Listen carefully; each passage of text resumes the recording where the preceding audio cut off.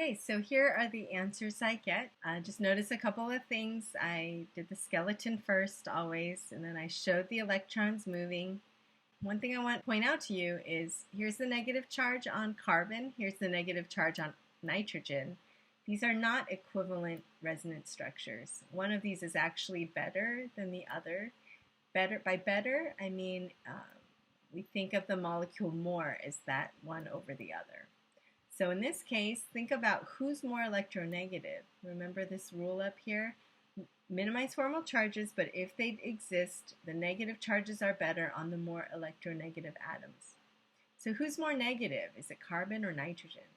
Nitrogen is more electronegative. So this resonance structure is actually better than the other one. But they're both valid, meaning they both work. But we think of this one as a little bit better. Part E, which one is better, the one on the left or the one on the right?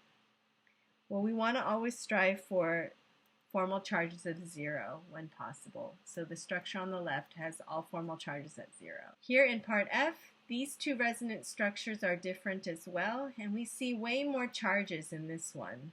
And they're all opposite charges right next to each other, so that's not really good either. So here it cannot be helped, but here it's even worse. So we actually like this structure a little bit more.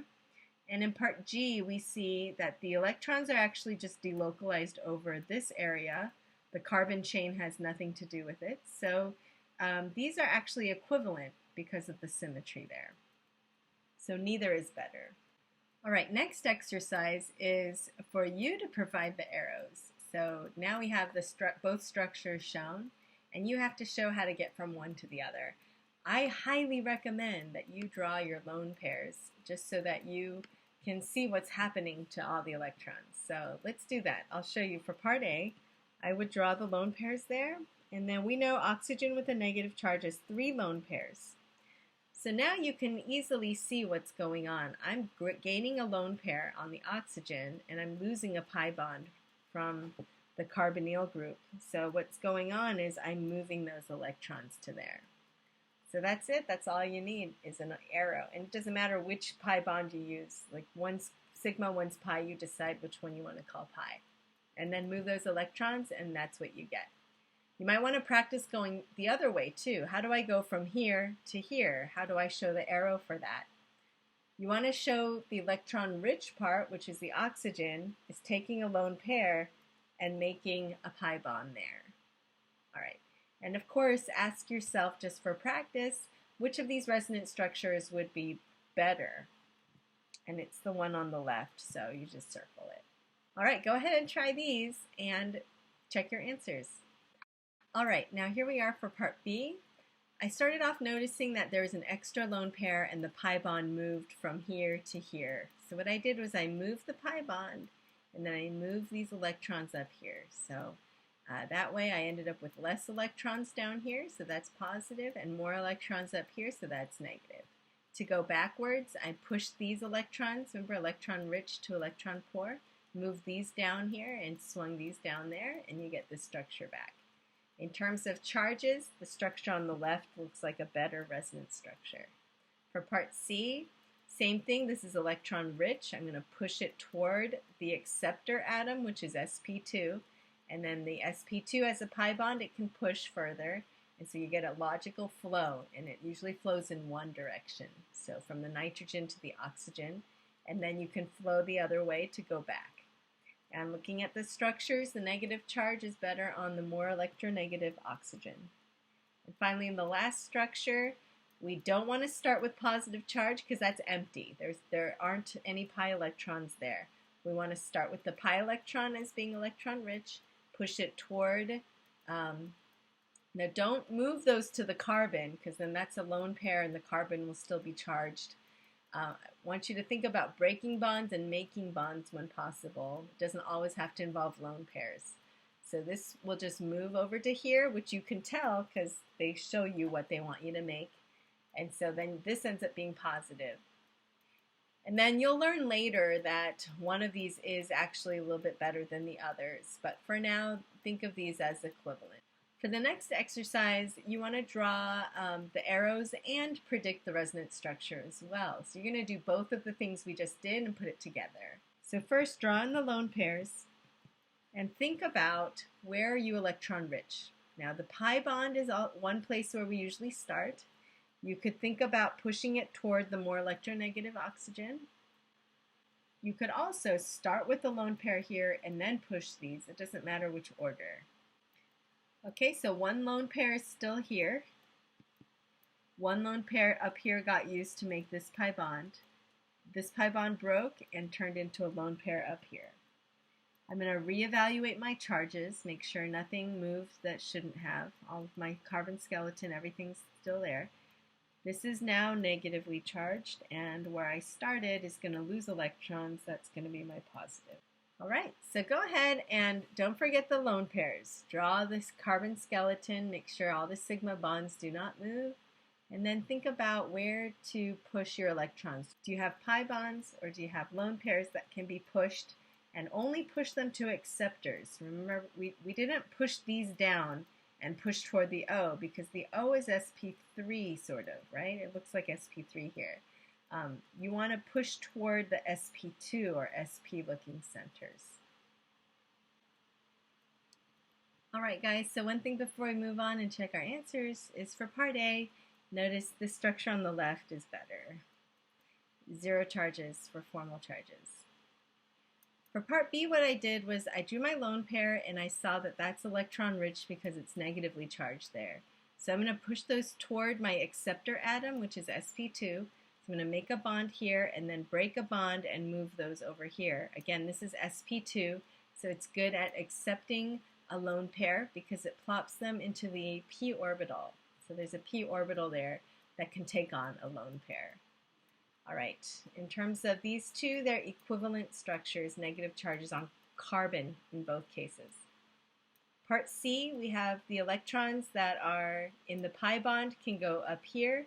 Don't push them down toward the oxygen because the oxygen's already got all of its electrons and there's nowhere to push them because this is sp3. So there's nowhere to go. This is sort of a dead end going the other way. You want to go toward, so all of these are really good acceptors right here. So you want to push toward the acceptors, which are sp2. So I've taken the lone pair, moved them here, and then that caused this to get moved to here. All right. In terms of a better structure, it's this one. For part D, I'm going to start with my lone pair here. Same idea as up here. A lone pair, push it toward a sp2, and then break the pi bond and deposit it as a lone pair. If there was another double bond over here, you could keep pushing it and keep pushing it and keep pushing it. If you have double bond, single bond, double bond, single bond, that's where a lot of times there's resonance and the electrons can get pushed all the way down a chain. In terms of charges, this is better. Part E should look familiar to you. This is the nitro group, NO2, and so we have resonance between,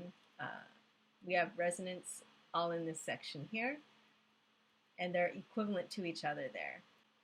In our last structure, we have a lone pair turning into a pi bond turning into a lone pair. I know that it goes this way and not the other way because if I push the electrons from the pi bond, let me just demonstrate this because I think it's worth showing you why things move in one direction. If I took this pi bond and I moved it up here, then I would end up with oxygen with all these lone pairs that didn't have anywhere to go, and then I would have a positive charge here. Okay, so first, this is too many electrons for oxygen. So over an octet, but oxygen's in period 2, so we don't do that. So instead, we want to flow the electrons down toward an sp2 carbon, which is a good acceptor for the electrons. You can do so by making a pi bond there between the carbon and oxygen, and then break the pi bond next to it. So make a bond, break a bond, and put the electrons there.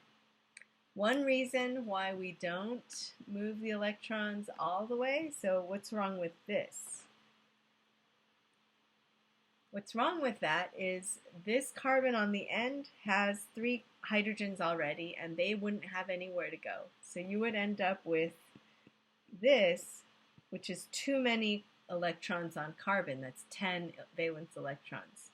So we would not do that either. Okay, so the best thing to do is to just, when you have nowhere else to go, you plop the electrons as a lone pair onto an acceptor atom, which is sp2 or sp3, and they sit in the p orbital that's unhybridized.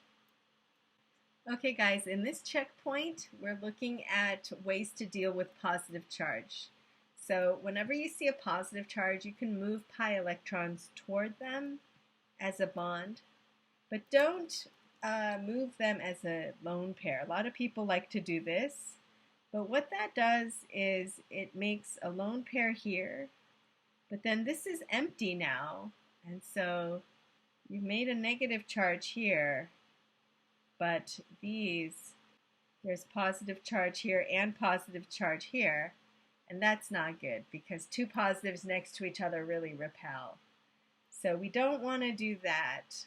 So what we want to do instead is just share the pi bond. Now, where's the charge? This is overall positive, so where would the charge be on here? Do you have a good feel for that now? Should be where the electrons moved away from. So over here, that's going to be positive. Go ahead and apply this pattern to the rest of these and then check your answers. Okay guys, for part B, it's the same as for part A. You just have a different shape of molecule, so you're going to move this pi bond over to the positive charge, but not totally to the positive charge, just between here to make a bond, not a lone pair. For C, you have something unique going on, which is that you move this over to here, and you get this, and the positive charge is here, but notice that you have an additional pi bond over here, and then that can also move here, so it's almost like two problems in one. And if you do that, then I'll show you another resonance structure you can get. So you can get multiple resonance structures if you have multiple pi bonds that you can be moving around. So notice one thing you could do is just at the beginning, you could have pushed these here and then pushed these here, and then you would have ended up with this one, right? But then you're missing this one in between. So you could then start from here and then push these down and then get to the middle one. But what I like to do is if you have to find all the resonance structures, just move one thing at a time, draw what you get, then move the other one and draw what you get. So as practice, why don't you do that with part D? There's multiple resonance structures for D and you're responsible for finding all of them. So I would suggest you start with one pi bond, move it, you get this, and then move the next one, and then move the next one, and write them all out. Alright guys, so this is what you'd get. You'd move these over to here, you'd get a positive charge here now, and then you'd move these over to here, and you'd get a positive charge here. So you have 1, 2, 3, 4 total resonance structures, and in this case they are all equivalent in energy. So in this last exercise, it's asking what's wrong with the way that the arrows are drawn. What's wrong with that? Why wouldn't you do that? And the answer is usually has to do with the octet rule, or not having a good acceptor atom, or trying to push sigma bonds instead of pi bonds, or pi electrons. All right, so let's look at A. We have a pi bond, so that's correct. We do want to move it. But we're moving it toward a nitrogen, which already has an octet, and there's nothing that can move away from that. So if nitrogen could break a bond or it could move electrons elsewhere, we could have a flow continuing in this direction, that would be okay. But nitrogen is sort of a dead end here. It's sp3 hybridized, and that is the worst acceptor. It doesn't have anything more to do with, it has too many electrons. So the correct thing to do is instead of this, you would want to move the electrons over here. Okay, but that's actually not really great either because then this carbon ends up positive and this is positive. So it's too much positive next to each other. See if you can figure out what's wrong with the rest of these. Alright guys, the rest of these are pretty straightforward. B is a little tricky because You can push these here. This is sp2, it's a good acceptor. But I think the reason why they don't like this is because the negative and the positive are right next to each other. So you can make that better by pushing these electrons here and then having the positive charge end up on this carbon at the end right there. Okay, so this is not the best place to stop. You want to keep pushing the electrons and get the positive here. The rest of these here have to do with the wrong acceptor atom. This is sp3, so it's already got a hydrogen there, and there's nowhere else to move electrons. So you're going to end up with 5 bonds to this carbon if you follow this arrow.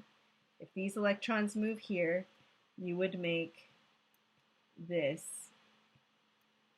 And see, there's just too many electrons on this carbon right there. That is over an octet, and that would not be good. Okay, same thing here. You'd have an sp3 oxygen, and it's already got 8 electrons, and there's nowhere else for these lone pairs to move. So you're stuck. That's a dead end. And here, you're pushing again to an sp3 acceptor. It's not a good acceptor. Here, you're pushing toward an sp3, not a good acceptor. Here, you're breaking a sigma bond. That's not good. And here, you're also breaking a sigma bond. And remember, we can only flow the pi electrons. In my toast analogy, it would be like breaking the toast. Okay, we don't want to do that. There's a worksheet I'll put in Canvas for extra practice, so I encourage you to get as much practice getting used to the arrow notation and getting used to drawing resonance structures, identifying which resonance structure is best, making sure your formal charges are correct and always shown along with the lone pairs. Good luck.